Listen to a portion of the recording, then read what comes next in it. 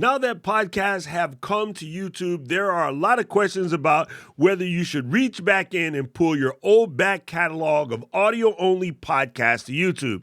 And for right now, as of today, that answer is probably no.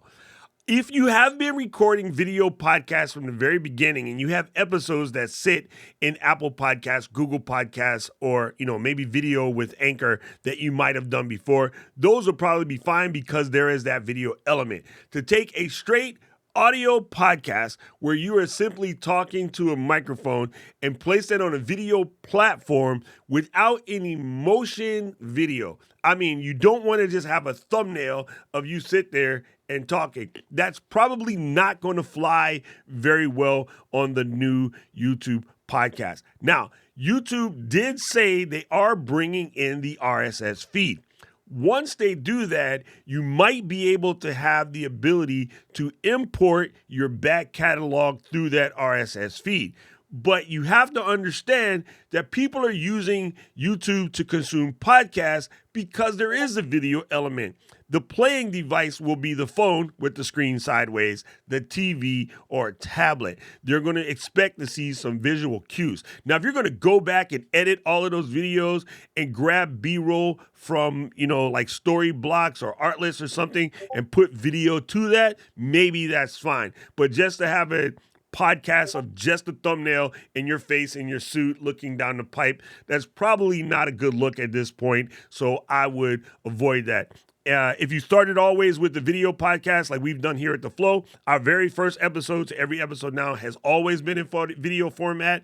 You would take those and upload those to YouTube, put them in the playlist, set that playlist as a podcast according to the last video we published, which I'll put in the description below. That's absolutely fine, but, dusting off the old albums, probably not a good look. It won't really match. And to be honest, I've been doing podcasts since like 2004. I'm not going to send you to go listen to my old back catalog. Most of that information is outdated anyway. And yeah, just start where you start. Like if you got to say to your audience, hey guys, starting from next month, we're going to be doing video podcasts, and you can get that link over on our YouTube channel. That's there.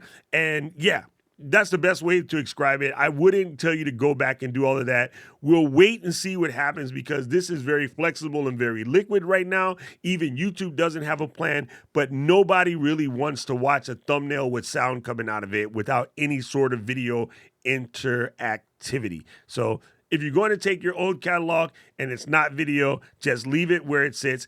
It's not like you're changing to YouTube as your podcast publisher. You're still going to use Buzzsprout, Captivate, Podbean, whatever that you're using. You're still going to send that audio only side over to Apple Podcasts, Spotify, Google, Stitcher, wherever your podcast getting it's got. What we're doing here in YouTube is setting a tag in YouTube that allows the video version of your podcast to show up in YouTube Music as a podcast player. Once YouTube introduces RSS, all of this is going to change. So just be flexible, be Gumby, don't worry about it, and start where you start and keep it going. That would be my best advice. I hope this helped you out. If you have any questions, comments, or feedback, drop them down in the comment section below. Of course, you can reach out to us at marketing@ecamm.com. Now I'm going to pop another video up on the screen real quick. I think you ought to give it a watch.